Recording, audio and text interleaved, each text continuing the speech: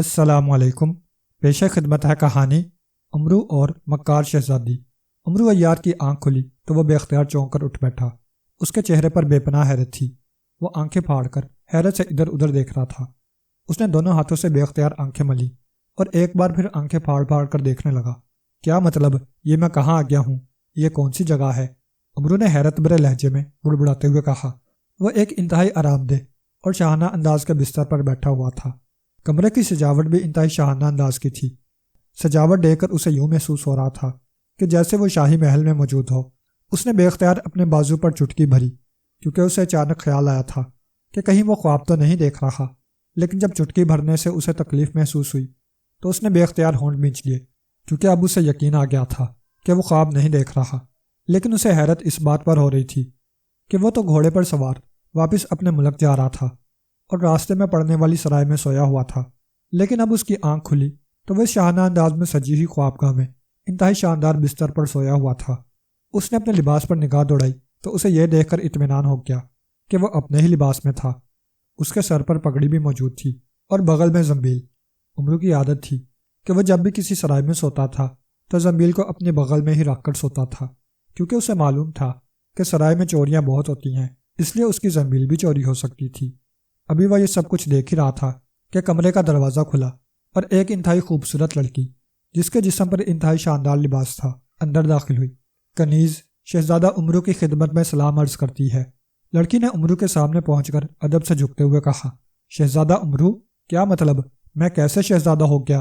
میں تو خواجہ امرو ہوں اور میں تو رات کو سرائے میں سویا تھا، پھر میں یہاں کیسے آ گیا؟ یہ کون سی جگہ ہے اور تم کون ہو؟ امرو نے انتہائی حیرت بھرے لہجے میں کہا، یہ ملک سیستان ہے۔ اس ملک کے بادشاہ کی اکلوتی بیٹی شہزادی زرِ نگار ہے، اور شہزادی زرِ نگار آپ کو بے حد پسند کرتی ہے۔ وہ آپ کے کارناموں کی دیوانی ہے۔ انہوں نے بادشاہ سلامت سے ضد کر رکھی تھی کہ اگر وہ شادی کریں گی تو صرف آپ سے۔ بادشاہ سلامت نے شہزادی حضور کی ضد پر انہیں آپ سے شادی کی اجازت دے دی، لیکن یہ شرط رکھ دی کہ آپ کو شہزادہ امرو کہا جائے گا۔ اب شہزادی صاحبہ کو آپ کا انتظار تھا۔ پھر انہیں معلوم ہوا کہ آپ سرائے میں آ کر ٹھہرے ہیں تو انہوں نے اپنے غلاموں کو حکم دیا کہ آپ کو اس طرح شاہی محل میں لایا جائے کہ آپ کی نیند خراب نہ ہو۔ چنانچہ آپ کو نیند کی حالت میں یہاں لایا گیا اور اب صبح ہو گئی ہے۔ شہزادی صاحبہ آپ سے ملنا چاہتی ہیں تاکہ آپ کی رضامندی حاصل کر کے آپ سے شادی کا اعلان کر سکیں۔ اور یہ بھی بتا دوں کہ میں شہزادی صاحبہ کی خاص کنیز ہوں۔ میرا نام گلنار ہے۔ شہزادی حضور نے کہا ہے کہ اگر آپ ان سے شادی پر رضامند ہو جائیں تو شادی کے بعد آپ کو ملک سیستان کا بادشاہ بنا دیا جائے گا اور ملک سیستان کا سارا خزانہ آپ کو تحفے میں دے دیا جائے گا۔ انہوں نے پیشگی آپ کے لیے یہ تھیلی بھجوائی ہے جو انتہائی قیمتی ہیرے جواہرات سے بھری ہوئی ہے۔ کنیز نے تفصیل بتاتے ہوئے کہا اور کمر سے بندھی ہوئی ایک تھیلی نکال کر اس نے بڑے مؤدبانہ انداز میں امرو کو پیش کر دی۔ امرو نے انتہائی مسرت بھرے انداز میں تھیلی جھپٹی اور اسے کھول کر دیکھنے لگا۔ اس میں واقعی انتہائی قیمتی ہیرے جواہرات بھرے ہوئے تھے۔ خوشی سے بے اختیار اس کی باتیں کھل گئیں۔ اس کے ذہن میں ملک سیستان کا بادشاہ بننے کا تصور گھوم گیا۔ میں شہزادی سے شادی کے لیے تیار ہوں، ابھی اور اسی وقت تیار ہوں۔ امرو نے جلدی سے بستر سے اترتے ہوئے کہا، آئیے پھر شہزادی حضور سے مل لیجیے تاکہ آپ کی فوری شادی کا انتظام کیا جا سکے، کنیز نے کہا اور واپس دروازے کی طرف مڑ گئی۔ امرو نے جلدی سے تھیلی اپنی زنبیل میں ڈالی اور بستر سے اٹھ کر نیچے پڑی ہوئی جوتیاں پہنی اور جلدی سے کنیز کے پیچھے دروازے کی طرف بڑھ گیا۔ باہر ایک راہداری تھی جس میں جگہ جگہ مسلح غلام کھڑے تھے۔ امرو جیسے ہی ان کے قریب سے گزرتا وہ شہزادہ امرو کو سلام کہہ کر ادب سے جھک جاتے اور خواجہ امرو اپنا چڑیا جیسا سینہ پھلانے کی کوشش کرتا ہوا آگے بڑھ جاتا۔ اس کا دماغ ہواؤں میں اڑنے لگ گیا تھا۔ وہ ابھی سے اپنے آپ کو ملک سیستان کا بادشاہ سمجھنے لگ گیا تھا۔ اس کی گلہری کی دموں کی طرح لٹکی ہوئی مونچھیں خود بخود پھڑپھڑانے لگی تھیں۔ راہداری کے اختتام پر ایک وسیع و عریض صحن تھا جس کے آخر میں باہر جانے کا دروازہ تھا۔ کنیز اس صحن سے گزر کر دروازے کی طرف بڑھی چلی جا رہی تھی، اس لیے امرو کو بھی اس کے پیچھے جانا پڑ رہا تھا۔ یہ تم کہاں جا رہی ہو کنیز گلنار؟ کیا شہزادی محل سے باہر موجود ہے؟ امرو سے رہا نہ گیا تو آخرکار اس نے پوچھ ہی لیا۔ یہ تو شاہی مہمان خانہ ہے شہزادہ امرو حضور۔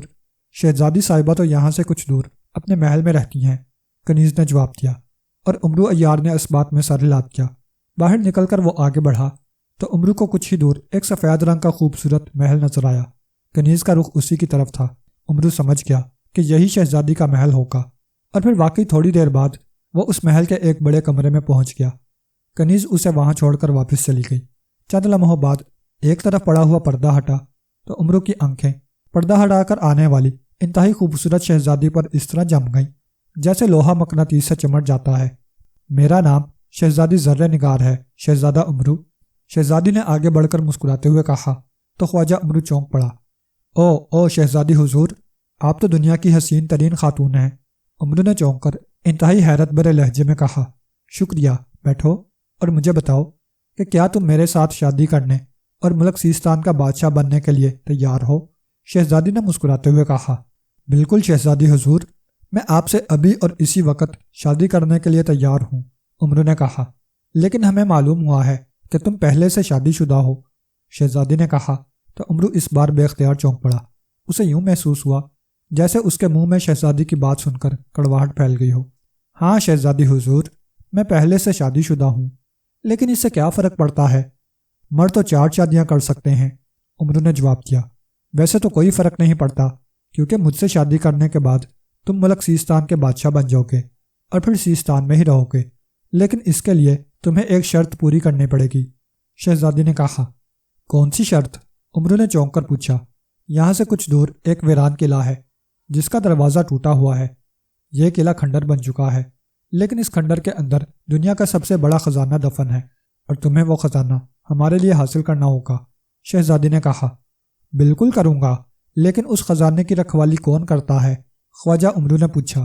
خزانے کی بات سن کر اس کی آنکھوں میں چمک آ گئی تھی، کیونکہ اسے معلوم تھا کہ شادی کے بعد ملک سیستان کے خزانے کے ساتھ ساتھ یہ خزانہ بھی اس کے قبضے میں آ جائے گا۔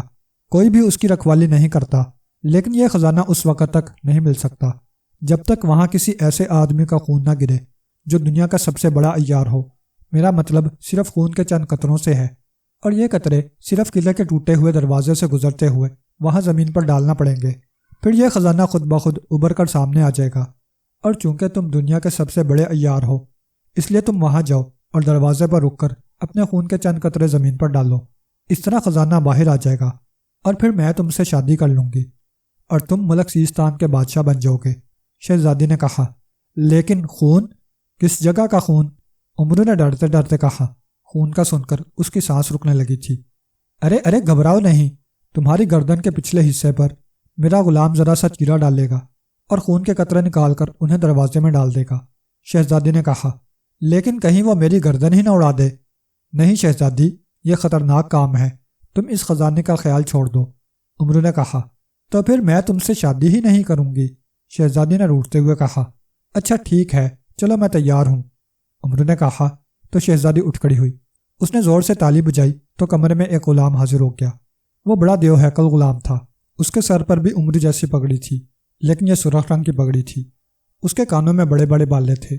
اس نے ہاتھ میں ایک خوفناک تلوار پکڑی تھی۔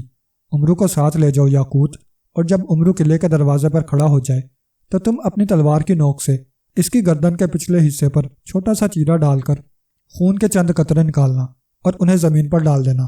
شہزادی نے غلام کو ہدایات دیتے ہوئے کہا، حکم کی تعمیل ہوگی شہزادی حضور۔ غلام نے سر جھکا کر کہا تو امرو اس غلام کے ساتھ چل پڑا۔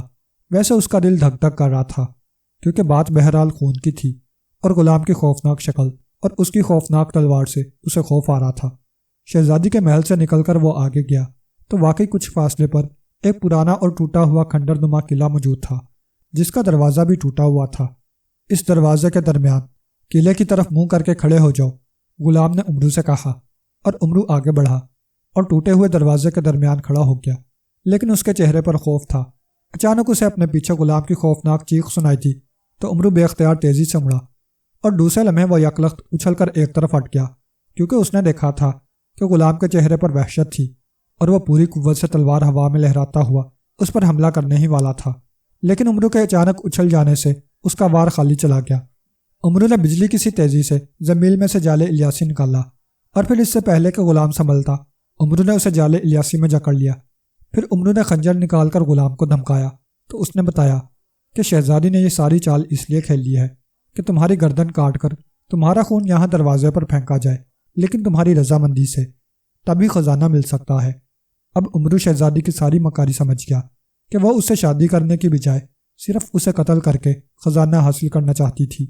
عمرو نے زنبیل میں سے تختی داؤدی نکال لی اور اس سے پوچھا تو تختی داؤدی پر تحریر ابھر آئی کہ اس کھنڈر میں کوئی خزانہ نہیں ہے، شہزادی کو کسی نجومی نے غلط بتایا ہے، لیکن شہزادی بہت ضدی ہے، اگر تم یہاں رہے تو وہ زبردستی بھی تمہیں ہلاک کرا سکتی ہے، اس لیے فوراً یہاں سے چلے جاؤ۔ عمرو نے یہ تحریر پڑھی تو اس نے خنجر سلیمانی سے غلام کو ہلاک کیا، جال الیاسی لپیٹ کر زنبیل میں ڈالا اور پھر زنبیل سے سنہری چپلیں نکال کر اس نے پہنی اور سنہری چپلوں کو حکم کیا کہ وہ اسے اپنے وطن پہنچا دیں۔ چنانچہ وہ ہوا میں اڑتا ہوا وہاں سے دور نکل آیا، اور جب وہ اپنے وطن پہنچ گیا تو اس نے اطمینان کا سانس لیا کہ وہ اس مکار شہزادی کی عیاری سے بچ گیا ہے۔ البتہ اس نے فیصلہ کر لیا تھا کہ جب بھی اسے موقع ملا وہ اس شہزادی سے انتقام ضرور لے گا۔ البتہ اسے یہ خوشی تھی کہ شہزادی کی ہیرے جواہرات کی دی ہوئی تھیلی اس نے حاصل کر لی ہے۔ عمرو اور عقاب پری۔ عمرو ملک توران کے ایک شہر کی سرحدی سرائے میں موجود تھا۔ وہ اپنے ایک ذاتی کام کے سلسلے میں توران کے ایک دور دراز شہر مالکیہ جا رہا تھا، اور اسی سفر کے سلسلے میں وہ سرائے میں رات گزارنے کے لیے ٹھہرا ہوا تھا۔ چونکہ وہ مسلسل سفر کر کے تھکا ہوا تھا، اس لیے کمرہ بند کر کے وہ چارپائی پر سویا ہی تھا کہ اچانک دروازے پر زور زور سے دستک کی آواز سن کر وہ بے اختیار جاگ پڑا۔ کون ہے؟ اس نے اونچی آواز میں کہا۔ شاہی پیادے۔ باہر سے ایک چیختی ہوئی آواز سنائی دی تو وہ بے اختیار چونک پڑا۔ پھر وہ بستر سے اٹھا اور اس نے دروازہ کھول دیا تو دو باوردی پیادے اندر داخل ہوئے۔ تمہارا نام عمرو ہے؟ ان میں سے ایک پیادے نے بڑے کرخت لہجے میں پوچھا۔ ہاں، تم کون ہو؟ خواجہ عمرو نے کہا۔ ہم بادشاہ توران کے پیادے ہیں، اور ہمیں یہاں اس لیے بھیجا گیا ہے کہ ہم عمرو عیار کو ساتھ لے جا کر صبح دربار میں پیش کریں۔ چونکہ سفر طویل ہے اس لیے تم فوراً تیار ہو جاؤ اور ہمارے ساتھ چلو، اس پیادے نے کہا۔ لیکن میں تو مالکیہ جا رہا ہوں، عمرو عیار نے کہا۔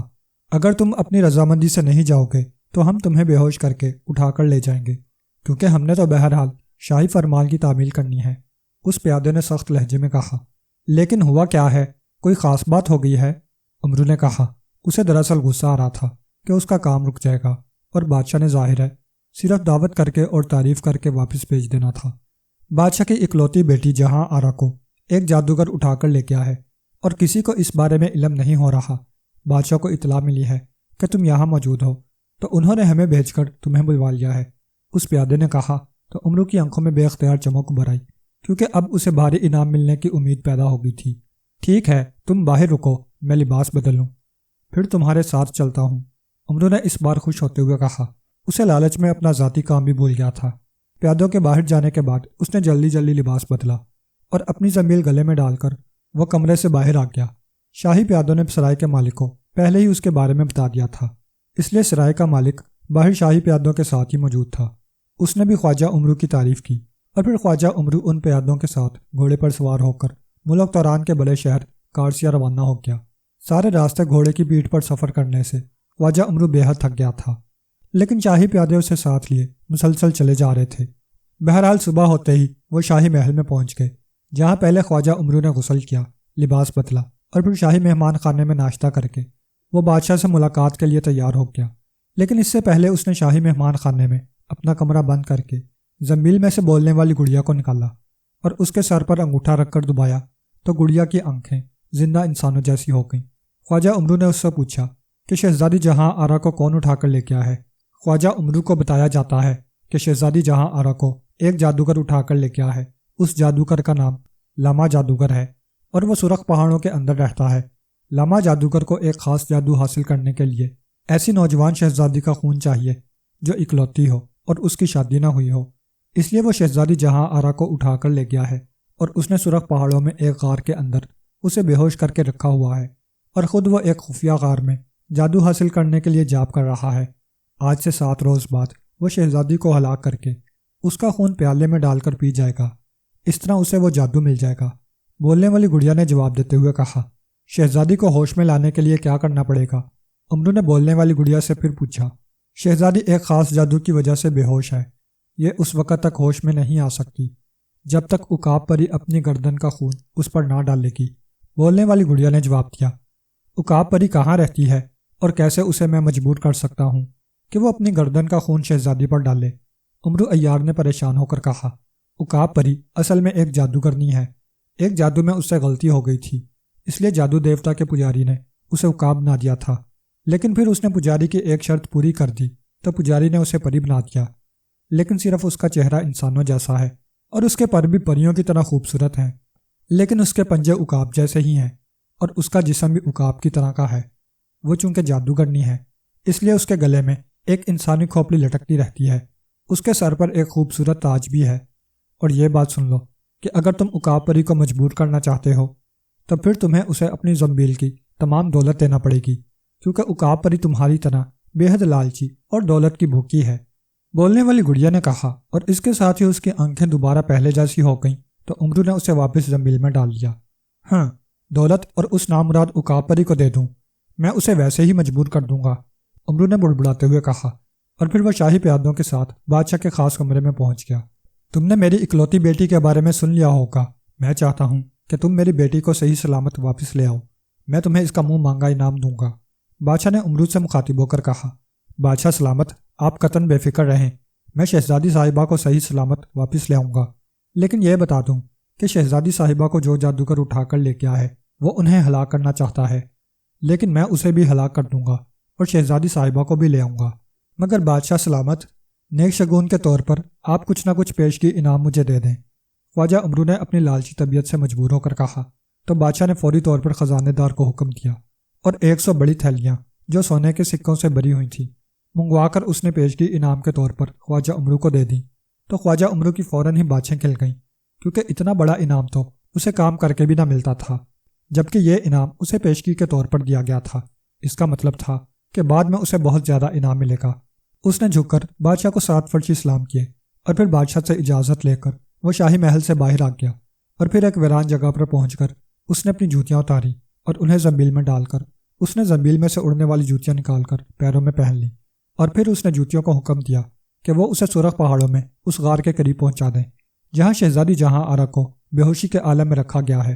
اس کے ساتھ ہی اس کے جسم کو ایک جھٹکا سا لگا اور وہ کسی پرندے کی طرح ہوا میں اڑنے لگا۔ کافی بلندی پر پہنچ کر اس کا رخ بدل گیا اور وہ انتہائی تیز رفتاری سے اڑتا ہوا آگے بڑھتا چلا گیا۔ پھر تقریباً 4 گھنٹے تک مسلسل اڑنے کے بعد اس کی رفتار سست ہونے لگ گئی اور اس کے ساتھ ساتھ وہ خود بخود نیچے اترتا چلا گیا۔ نیچے سرخ رنگ کی پہاڑیاں ہر طرف پھیلی ہوئی تھیں۔ تھوڑی دیر بعد جوتیوں نے اسے ایک پہاڑی کے سامنے اتار دیا۔ خواجہ امرو نے اڑنے والی جوتیاں اتار کر اپنی زنبیل میں ڈالیں اور عام جوتیاں زنبیل سے نکال کر پہن لیں۔ اس کے بعد اس نے پہاڑی میں موجود غاروں میں شہزادی کو تلاش کرنا شروع کر دیا، اور پھر ایک غار میں اسے شہزادی لیٹی ہوئی دکھائی دی۔ شہزادی بے ہوش تھی۔ اس نے شہزادی کو اٹھا کر کاندھوں پر لادا اور گرتا پڑتا کسی نہ کسی طرح غار سے نکل کر وہ کھلی جگہ پر آیا اور اس نے شہزادی کو وہاں زمین پر لٹا دیا۔ شہزادی نے انتہائی خوبصورت زیور پہنے ہوئے تھے۔ ایک بار تو خواجہ کا دل چاہا کہ وہ یہ زیور اتار کر اپنی زنبیل میں ڈال لے۔ اس نے ہاتھ بڑھا کر شہزادی کے بازو میں موجود سونے کے کنگن اتارنا چاہے، لیکن پھر اس نے ہاتھ روک لیے، کیونکہ اس طرح اس کی زنبیل میں موجود بزرگوں کی دی ہوئی کراماتی چیزیں غائب ہو سکتی تھیں، اسی لیے اس نے ہاتھ روک لیے تھے۔ اس کے ساتھ ہی اسے خیال آیا کہ اب اس عقاب پری کو بلایا جائے، لیکن اسے یاد آ گیا کہ بولنے والی گڑیا نے بتایا تھا کہ اسے زنبیل میں موجود تمام دولت عقاب پری کو دینا پڑے گی، اور ایسا وہ کسی بھی صورت نہ کر سکتا تھا۔ چنانچہ اس نے عیاری کرنے کو سوچا۔ وہ دوڑ کر ایک بڑے غار میں آیا۔ اس نے زنبیل میں سے تمام دولت نکال کر اسے چادر سلیمانی میں لپیٹ کر رکھ دیا تاکہ کسی کو، حتیٰ کہ عقاب پری کو بھی نظر نہ آ سکے۔